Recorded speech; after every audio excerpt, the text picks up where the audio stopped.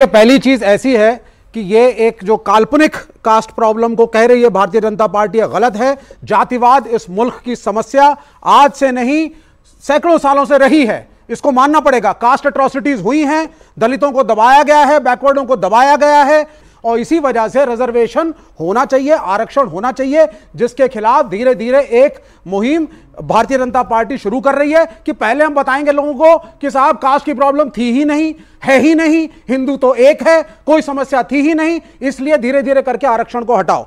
यह इनकी एक निर्णय है, इनकी एक स्ट्रेटजी है जिसके हम खिलाफ हैं। हमें कास्ट को हटाना है। मैंने जो सवाल पूछा था, आपके 50 सेकंड कंप्लीट हो गए, लेकिन उस सवाल का उत्तर नहीं आया कि एक तरफ तो आप एका करना चाहते हैं और दूसरी तरफ आप बंटवारा करना चाहते हैं, यानी 80 में बंटवारा 20 तो है हमारा। बिल्कुल नहीं, 80 में कोई बंटवारा नहीं। 80 तभी साथ होंगे जब जो दलित है वो भी उठ करके जनरल कैटेगरी के बराबर आ जाएगा। जी, तो वेलफेयर करें हम उनका। शहजाद पूनावाला वो कह रहे हैं कि हम वेलफेयर करना चाहते हैं और आप जो है वो सांप्रदायिकरण करना चाहते हैं। इनका काम वेलफेयर है, आपका काम कम्युनल एजेंडा चलाना है। देखिए, अंग्रेजों ने डिवाइड एंड रूल किया था, मतलब कि बांटो और राज करो, और ये जो नए अंग्रेज है जो उनकी विरासत लेकर घूम रहे हैं, वो हिंदुओं को बांटो और मुस्लिम वोट बैंक को एक करो और साथ दो। इनसे पूछिए, सांप्रदायिक एजेंडे की बात करते हैं। मैं 3 या 4 उदाहरण देना चाहता हूं और विवेक श्रीवास्तव जी एक एक करके बताए। विवेक श्रीवास्तव जी, यहां पर बैठे हुए एक व्यक्ति है साजिद रशीदी, उनका बयान सुनाना चाहता हूं। इस तरह के बहुत सारे उदाहरण हैं।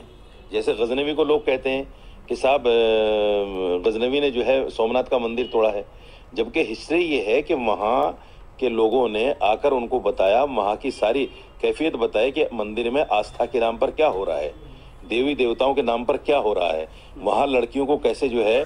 सोमनाथ मंदिर गजनवी ने इसलिए तोड़ा क्योंकि वहां पर देवी देवताओं के साथ क्या हो रहा है वो जाकर गजनवी को बताया गया। क्या यह बयान सांप्रदायिक है या यह बयान सेकुलर है? पूरी बात हो जाने दीजिए। दूसरा, शादाब चौहान, जज साहेब ये एरिया को सील कर दीजिए क्योंकि हो सकता है रास्ते में ये जो डिवाइडर है इसको शिवलिंग बोला जाएगा। सांप्रदायिक या सेक्युलर ये बयान। और तीसरी बात, देखिए ये कह रहे हैं ना जातियों के बारे में, 1979 में मंडल कमीशन रिपोर्ट को लागू करने के लिए हमने कहा, मंडल कमीशन रिपोर्ट बनी। 1980 में किसकी सरकार थी? इंदिरा जी। अपोज किया, एक सेकंड, 1980 में अपोज किया, बीच में मत बोलिए। जनता पार्टी की सरकार, उसी ने बनाया मंडल कमीशन और उसी ने रिपोर्ट दिया। बिल्कुल थे, अटल बिहारी वाजपेयी मंत्री थे, आपको पता नहीं है क्या? दूसरी बात, 80 में विरोध किया इंदिरा जी ने, 84 में राजीव गांधी की सरकार आई, विरोध किया। 1990 में राजीव गांधी ने खड़े होकर कहा न जात पर न पात पर मुहर लगेगी हाथ पर। आज इनका नारा है जात पर और पात पर वोट मिलेगा बांट कर। यही इनका नारा है। ओबीसी मंडल कमीशन का रिपोर्ट का क्यों उन्होंने विरोध किया, बताइए एक बात। दूसरी बात, बता दीजिए कि क्या राहुल गांधी का परिवार ऊपर हो गया? आप गलत थे और आज आप लोग सही हैं। तीसरी बात, एक सेकंड पूरी हो जाने दीजिए। हमारे गठबंधन के हमारे प्रधानमंत्री मोदी जी है जो ओबीसी समाज से आते हैं।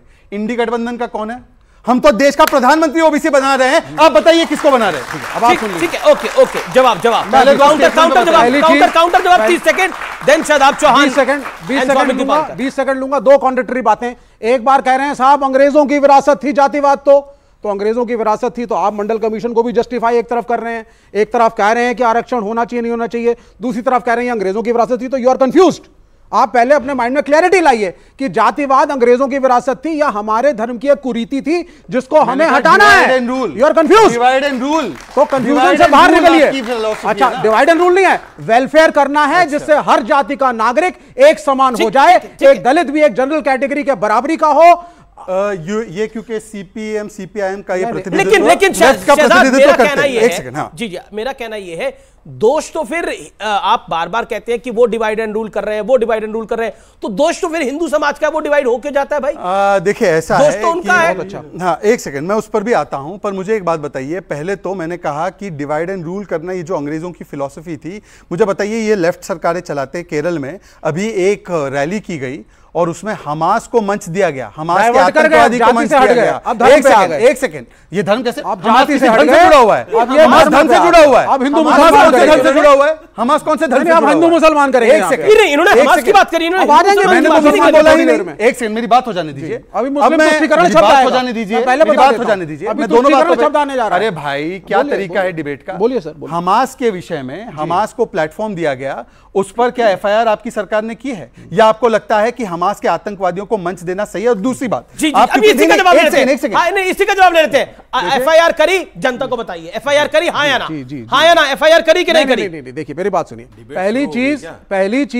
पहली चीज सब बच्चों आपको मानना पड़ेगा, डाइवर्ट हुए कि नहीं हुए जाति के? डाइवर्ट हुआ, मैं तो पूरा जाति का डिस्कशन था, हमास पे लाए, जब नहीं उत्तर दे पाए तो हम आप उत्तर दीजिए ना। अब जब हमास पे नहीं उत्तर दे पाएंगे तो जाएंगे हिंदू मुसलमान पे, फिर जाएंगे हुई जी। आपसे एक सवाल पूछा गया सर, देखिए बाकी मेहमान भी है, मैं आप ही के पास ज्यादा आ रहा हूं, आपसे मैं पूछ रहा हूं, एक्स चीफ ऑफ हमास ने एक रैली करी, एफआईआर केरल में आपकी सरकार ने करी या नहीं? देखिए वो एक, अब आप डाइवर्ट मत करिए, आंसर देना चाहिए कि नहीं देना चाहिए? हाथ खड़ा करिए जवाब जिनको मिलना चाहिए, हाथ खड़ा करिए जिनको लगता है कि जवाब मिलना चाहिए इस बात का। लगभग 100% हाथ खड़े, जवाब एफआईआर करी या नहीं करी? वो एक रिकॉर्डिंग थी, उसको स्टडी किया गया, जमाते इस्लामी से भी क्वेश्चनिंग हो चुकी है, अगर उसमें से कुछ गलत निष्कर्ष आएंगे तो एक्शन होगा। उसमें एक सेकंड उस व्यक्ति ने और बोले हिंदुत्ववादी ताकतों को हराना है, और आप उन्होंने बुलडोजर हिंदुत्व शब्द का प्रयोग किया था, बुलडोजर हिंदुत्व हुआ था। क्यों बोलेगा हमास का? हमास का हिंदू धर्म का अंग नहीं है। बुलडोजर सुप्रीम कोर्ट ने कहा है हिंदुत्व एक जीवन शैली है, तो बुलडोजर हिंदुत्व क्या है? और वो पोस्टर लगना ही गलत था, उसके ऊपर कार्रवाई की नहीं की। दूसरी बात, माइनॉरिटीज को दबाने के लिए एक शब्द है बुलडोजर हिंदुत्व। शदाब चौहान एक लास्ट 15 सेकंड शदाब चौहान है दीपांकर। हमारी पार्टी ने बंगारू लक्ष्मण दलित को राष्ट्रीय अध्यक्ष भी बनाया, और प्रधानमंत्री मोदी जी है जो प्रधानमंत्री है ओबीसी समाज से। एक सेकंड, बंगारू आप अपनी पार्टी घूमा तो आप कह रहे मोटे नोटों की गति थी भाई, तरीका नहीं है डिबेट का। विवेक जी तरीका नहीं है, विवेक जी तरीका नहीं है कि वो दलित है। भाई विवेक जी तरीका नहीं है डिबेट का, उनकी मोटे विवेक जी तरीका नहीं है का नाम क्यों ले आए? मुझे लगता है कि मैं अपनी बात कर रहा हूं, मैं पूछ रहा हूं सीपीएम बता दे कि इनका कौन सा पॉलिट ब्यूरो का सेक्रेटरी जनरल कभी भी दलित रहा है, या मुझे एक नाम बता दे जो ओबीसी प्रधानमंत्री में इन्होंने सहायता दी। मैं 5 सेकंड नहीं आप बोले थे ना, ये जुगलबंदी नहीं चलेगी भाई। अब मेरे को शदाब चौहान के पास जाना पड़ेगा ना, शदाब चौहान के पास जाना पड़ेगा। जनरल सेक्रेटरी है पार्टी, बताइए। शदाब चौहान शफीकुर रहमान बर्क कहते हैं कि नफरत फैलाई जा रही है, तुष्टीकरण किया जा रहा है, यह इजराइल की तरफ से हो रहा है। और रशीदी साहब का बयान तो सुन ही लिया है आपने, उन्होंने क्या बोला जो हमने चलाया।